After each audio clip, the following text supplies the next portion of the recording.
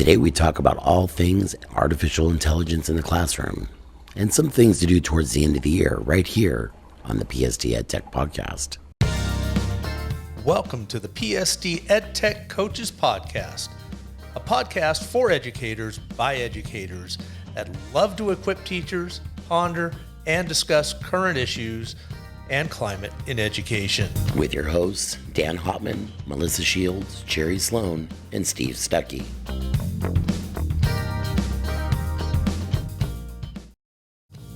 Good afternoon, good morning, good evening, all the goods, wherever you may be. Welcome in. I'm Dan Hopman, one of your instructional coaches here in the Palmdale School District with my co-host, as always, Melissa Shields and Jeri Sloan. Ladies, how you guys doing? So far, so good. Good. Springtime. Here we are. Yeah, all of a sudden it got warm. It's actually kind of nice. Hopefully it doesn't get too warm. I guess warm is by definition, right? Well, I'm just saying, like, don't say that because the next thing I know, I'll look at the weather Tomorrow report will and be it'll be like 60. We've had snow on Easter before, so I don't know. We have. That was like 88. That was a long time ago. It was a long time ago. Well, it's been a while since we've done a podcast. This is only our second one of this school year, which I think is just crazy. It seems like every time we even have the remote little thought about doing something, life gets in our way. I know it's gotten in my way. It's gotten all three of our ways. And I know it doesn't get in the way of one other person who's usually here with us, which is Steve. What do we say? He's on assignment, being retired. On assignment, not doing assignments. Yeah, he's doing his own assignments now. And so we will bring him in on our end of the year podcast, which will only be number 3 at that point. But we'll get that on the calendar and we'll get that out to everybody and find out what retired life looks like. Because I know since we talked to him last, he has gone on some adventures, and it'd be very cool to kind of hear what a couple of those ventures are and maybe how education might play into some of those. I think that might be fun. Mm-hmm. So a lot to cover in a very short amount of time. But I think the two biggest things I think we need to cover today, and we've kind of covered this in the What the Tech newsletter. We've sent out emails about this, artificial intelligence in the classroom. I think we need to talk about that. I think that's right now is the hot topic in news in general. And then we'll kind of wrap up with some stuff that we can talk about finishing off the year with. But I wanted to kind of hit on that AI stuff. Let's start with that. So when we talk about AI, we're talking about artificial intelligence in the classroom. It's a controversial topic. Some people believe that AI can improve the quality of education by providing personalized learning experiences, automating administrative tasks, and enhancing the effectiveness of assessments. However, others have related different concerns about the potential negative consequences of AI in the classroom. One of those main concerns is related to data privacy and security. AI requires a lot of data to function properly, and this data is often collected from students. This raises questions about who has access to the data, how it's stored, and how it's used. There are concerns that this data could be used for commercial purposes or even be leaked to unauthorized parties, hackers maybe. Another concern is related to the impact on teachers. Some believe that AI would replace teachers, leading to job loss and a loss of human interaction with the students in the classroom. There are concerns that AI could reinforce existing biases in the educational system, leading to further inequality. Did I sum that up well? That sounds like it, yeah. So I did that completely using ChatGPT. That was completely done by an AI bot. Not a Dan set of paragraphs. No, that is definitely not something I would just come out and just say, but it is eerily accurate. So we can talk about the negatives until we're blue in the face. I think we can probably come up with a list that could fill up a few whiteboards. But what are some of those benefits of using AI in the classroom? How can we see teachers really utilizing it as a benefit? Jeri, what do you think? Well, one of my favorite ideas is for mentor texts, being a former writing teacher and needing examples to show the students of writing. And I'm not always the best one to do that, so why not have some help? That and having a collaborator, too, for research and editing and suggestions. Just sounds like fun, and instead of working by yourself. Right. Oftentimes at the middle school, you have colleagues, you have your PLC, but sometimes those get pulled apart And, or sometimes it only happens in certain departments. So being a science teacher, I didn't always have anyone to collaborate with because they were being pulled to math or whatever. But if I needed, and we go a long time in between textbooks and having articles and things on, for the students to read and analyze. So I would have to do the research by myself. And, it takes a minute to do it. But to be able to use the AI to say, okay, look, we're discussing this topic. These are the standards I need to cover.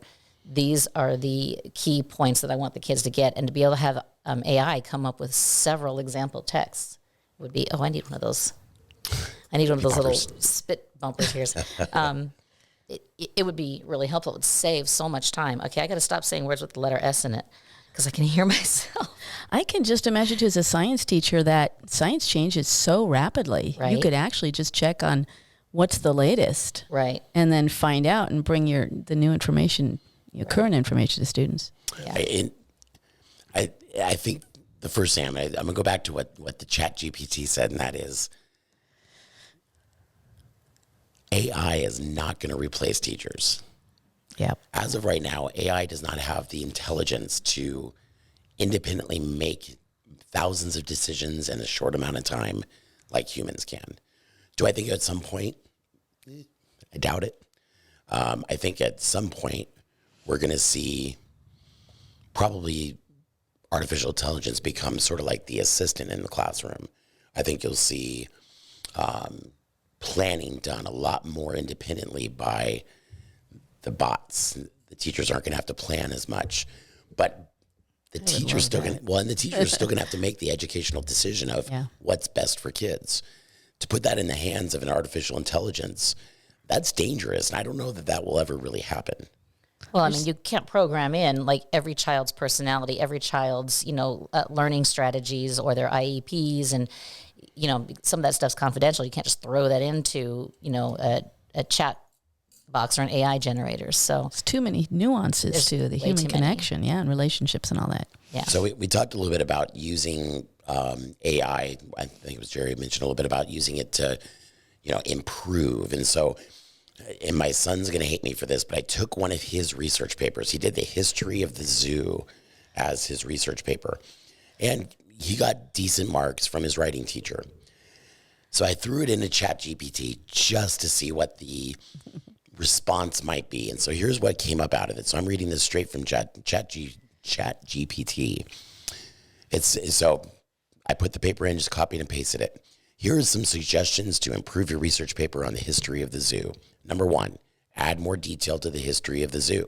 For example, you could discuss the development of zoos in ancient Greece and Rome and the role of the menagerie in medieval and Renaissance Europe. Use academic resources. My son did not use academic resources. Try to use academic journals, books, and articles to support your arguments and provide a more nuanced understanding of the history of the zoos. Discuss the ethical issues surrounding zoos. You could discuss the debate surrounding zoos and animal welfare, including concerns about the welfare of animals in zoos. Consider a more structured approach. So now we're looking at the actual structure of the writing. Your paper could benefit from a more structured approach, such as dividing it into sections. This will help you organize your thoughts and make it easier for readers to follow. Proofread and edit your work. I didn't proofread his paper. Make sure you proofread and edit your work to ensure that it is free from errors and presents your arguments clearly and coherently. You may also want to ask someone else to read your paper, which you didn't do, and provide feedback to you. I like that it didn't say, on the sentence that says this, you forgot to capitalize this. It doesn't straight up give him the answer. Right. It says proofread as opposed to you forgot to capitalize this word and you forgot to put a period over here. And, as a teacher, I'm thinking, okay, I've got a class of 30 kids and I'm going to sit there and read over every single research paper and try to give feedback on every single research paper. And as you go through those 30 papers, by about paper number 12, you're like, this one isn't too bad, actually. Yeah. And all of a sudden, you're like trying to get through them a lot quicker. I think having students not necessarily use ChatGPT because they can't yet, because they have to be at least 13 years old. But But having teachers use something like this where we can show examples and get feedback, I think would really help students be able to see how to improve that writing. And I'm just using writing as the example. I haven't put any like equations in for math. This one just happened to be a research paper. Yeah. I haven't tried any like explain the water cycle. I haven't done anything like that. But I'm very curious how students would respond seeing their work and what the results would be from ChatGPT. And I'm always, as a teacher going, hey, it's not just me who thinks this. Look, the experts of artificial intelligence, feel this way about your work. And this is ChatGPT, the original. This isn't 4.0. I'm not sure what 4.0 will give you. I don't know if it's like, all of a sudden it's giving you specific instances. But I mean, this isn't the most up-to-date AI that we're using. You haven't tried Google Bard either. No, we haven't. No, I it's haven't on yet. the I've signed list. up for it, but I haven't been given access to it yet. So I haven't. You haven't? I haven't. too. No. Almost the same day. I'm on the waiting list. I am not, and I have not sad. tried it I yet. am, and on the same day I got access. Did you really? Yeah, I got wait listed. Yeah, I did you for try it like already? half an hour. I did. It's so far it's the same. I haven't seen anything that made me go wow. But I spent what, like 5 minutes. 5 with minutes on it, So yeah. yeah, because I had other Realistically, things. I have a question for ChatGPT or Google Bard. How do I get my husband to go dancing with me more? You know what? Let's Hey. see here. Hold on, I got to do it now. You asked, so let me pull up ChatGPT. Oh no, he's gonna do that. I'm gonna take that answer How? home. Can I get not my husband, but My Jeri's spouse. husband? I like spouse. My spouse. People have done that. They've put Should in a go question dancing. they would give to a therapist and gotten an answer they thought was pretty cool. Don't forget the with me part. I did. I put the Okay. with me on there. So it's thinking getting your spouse to go dancing with you can depend on a variety of factors such as their personality, interests, and schedule. Here are some tips that may help, Jeri. Number one, communicate. Talk to your spouse about your desire to go dancing and why it's important to you. Explain how much fun it can be and how it can bring the two of you closer together.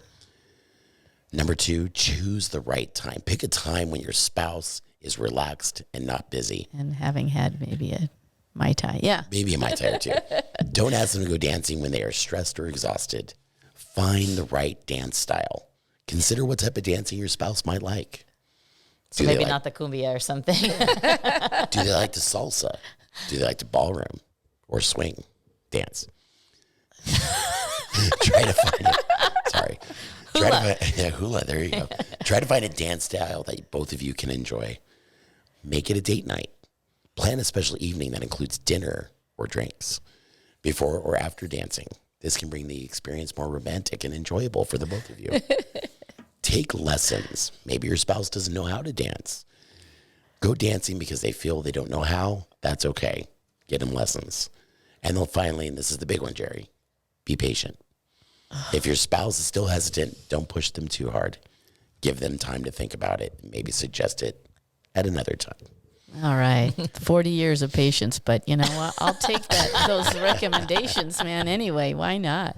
Just some simple things to get your spouse to go dancing. And hopefully my wife doesn't hear this. I won't have to go dancing. So, teachers, don't be afraid of the AI. It really is not, it's not a big deal. But here's the question for both of you. What happens if your students are using it and you can see it in their work? How do you do that? How do you approach that as a teacher when you don't want you want student authentic work, not ChatGPT work? I have one idea. I would, have that discussion and have them summarize what the writing is and maybe even rewrite it differently.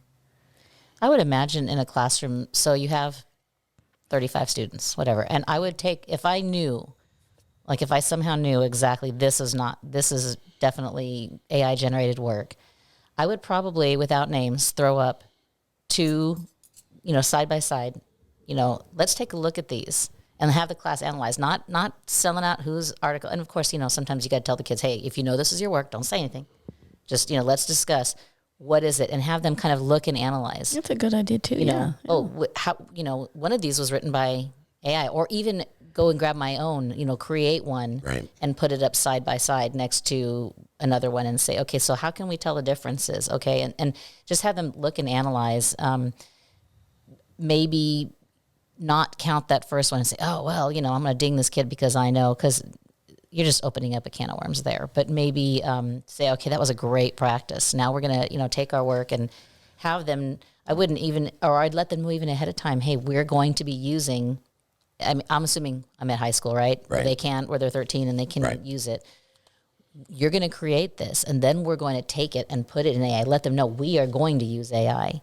Put it in there, and then do the same thing that you did with your son's, report, and say, now let's see how we can adjust it, so that they know that it's not a bad thing. They know it's not something that, how sometimes with kids, if there's something that's forbidden, then they want it. Absolutely. So, but if you say, hey, we're going to be using this, it's totally cool.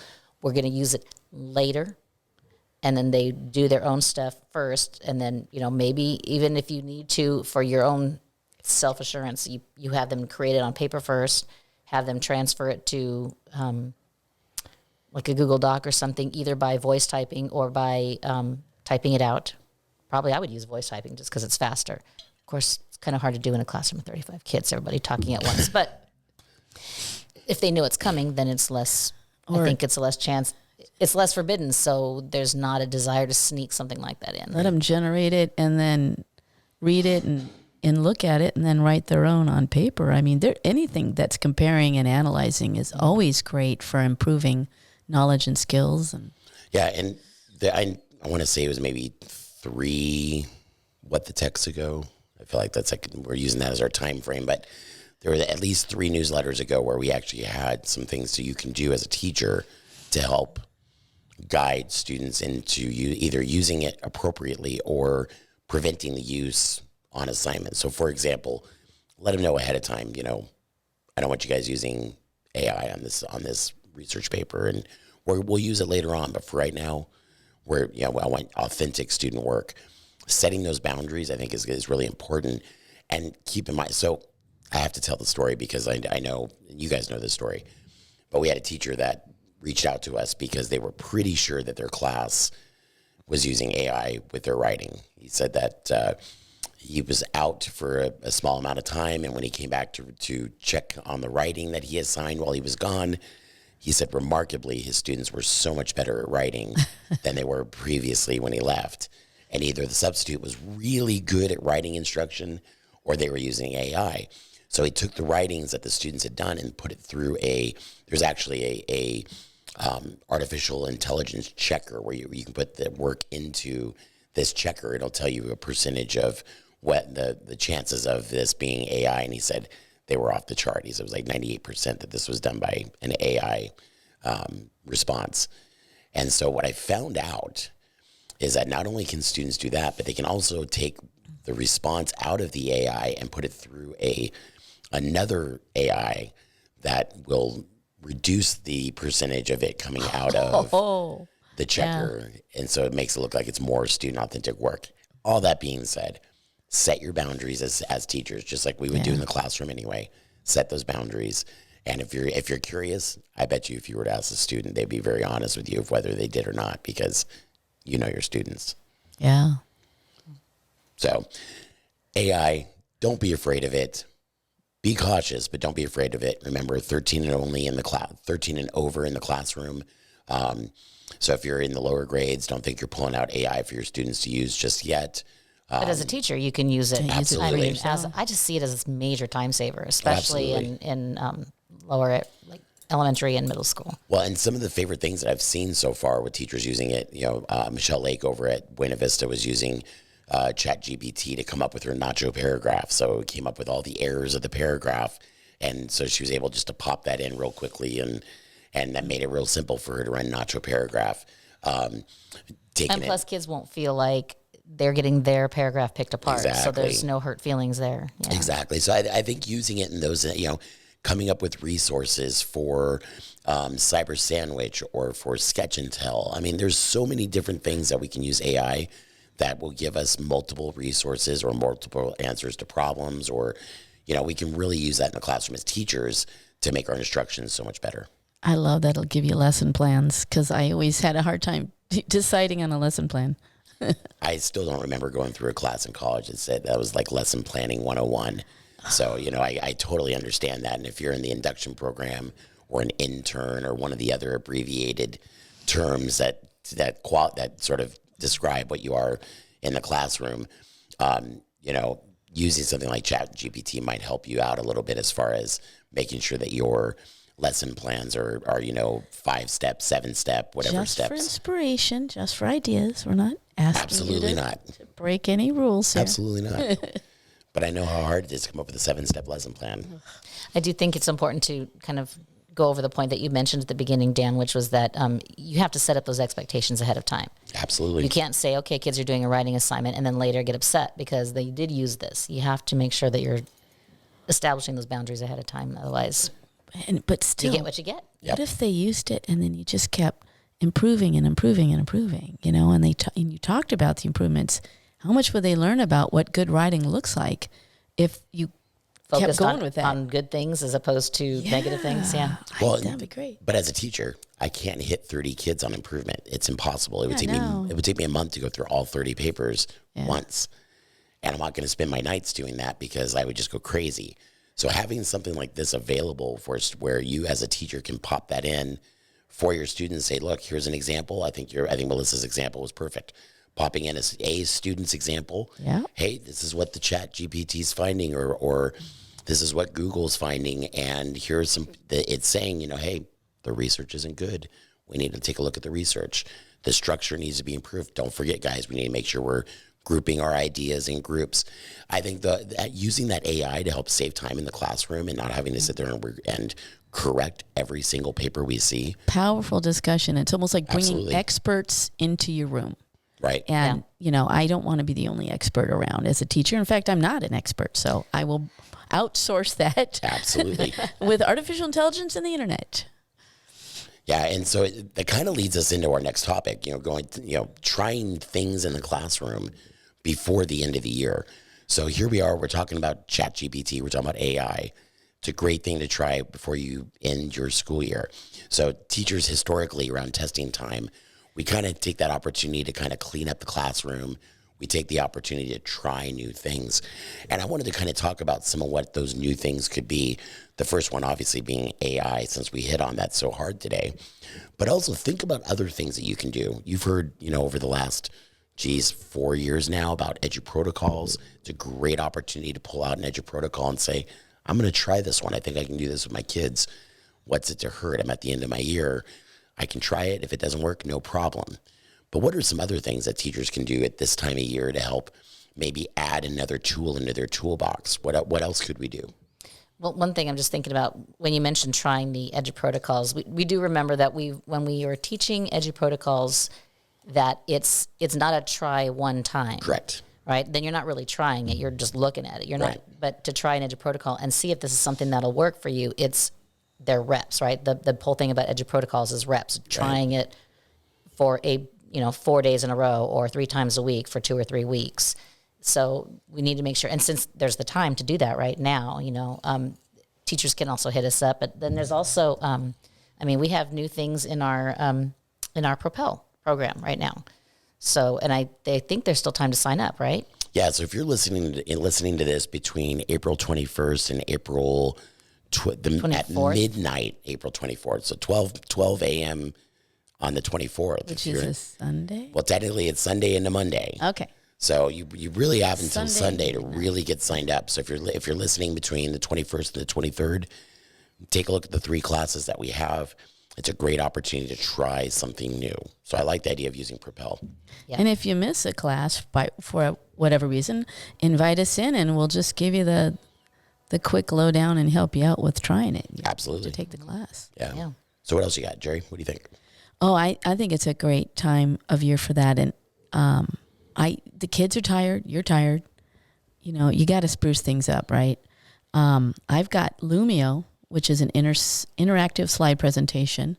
And, it's like Pear Deck or Nearpod or a lot of these others. And kids really love it. It's easy to use. It's free for us. Or maybe even Newsela for student agency. Let the kids look at what they're interested in and pick articles on Newsela. We all have it. And they can use it for like a Genius Hour activity. And a lot of you already do Genius Hour, but isn't that a nice time for them to learn what their passions are? Absolutely. And so Lumio is through Smart Notebook. So we still have Smart Notebook in the district. So it's a great opportunity to kind of explore what else Smart Notebook has to offer. Newsella, we've had that now for a little bit, about a year now. This school year, I think. District-wide. Yeah. So, it's a great opportunity for kids to interact with what's in the news. You can even leave it up to them and let the class decide what article they want to look at and really dissect. I think that's a great opportunity to do that. I used to let the kids loose and just pick a couple articles, do some quizzes, and, Yeah. You know what else is out there two things come to mind is Google has, I like exploring, right? So, I pushed for this a while ago. There is it's like a 5-minute for free game called GeoGuessr, where you see a picture of someplace on Earth and then you can move around the map. It's like the Google camera where you're in a jungle or you're on a road or whatever, and you try to guess where you're at. So it's using the clues of the area that you might be able to see. There's Google experiments. Oh my gosh, those are so much fun. Just to go through the different Google experiments, trying to, make music with your, the camera on your Chromebook. You can wave your arms in the air and you're conducting music. Or they have where you can create sand and arts. Google Arts and Culture, I think, is part Google of Arts Google and Experiment. They have so much in there. Somehow I come across, I'll pick something in experiments that takes me to arts and culture. So they're kind of, integrated there or interrelated. Right. But those are just chances to explore the world.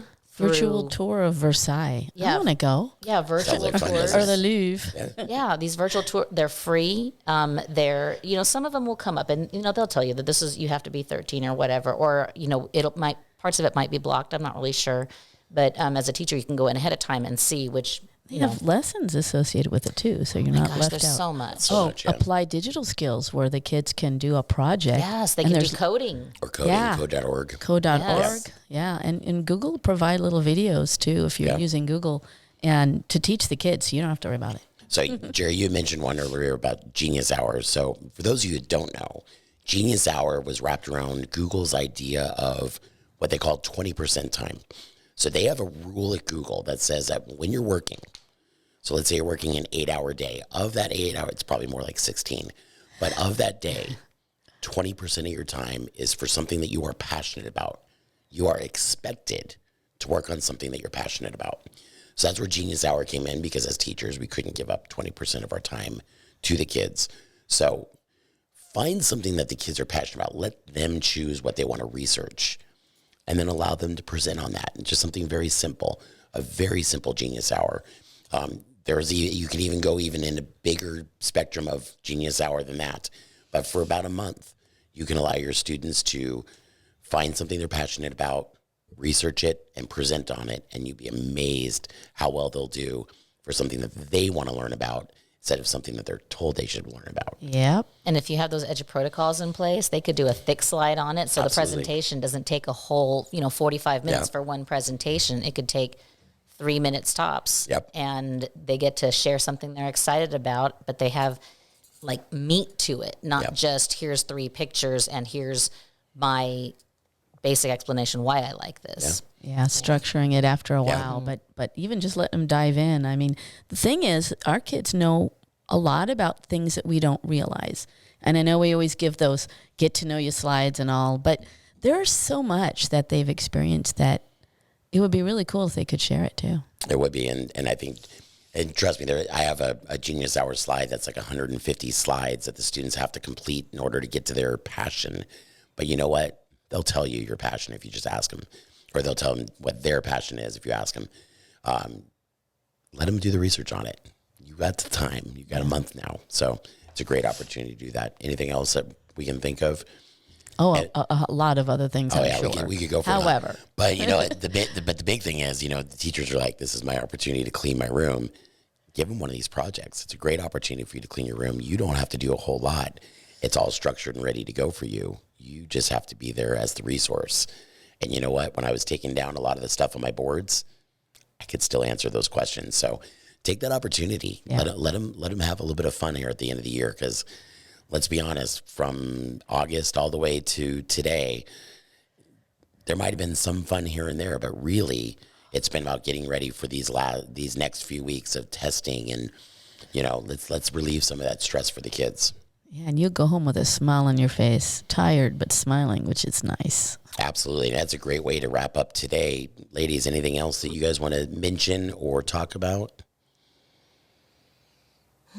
I know, hard question. Yeah, I will throw it out there that ultimately I feel like our Palmdale School District leadership, and it really encourages us, and you may not always hear that in other things that you're involved in, but to let our students shine and let them enjoy their learning.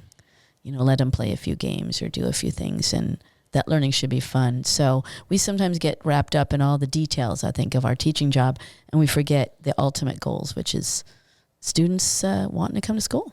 I couldn't agree more. So great. I think that's great things to wrap up with. Ladies and gentlemen, have a great rest of your day. We will see you guys very soon.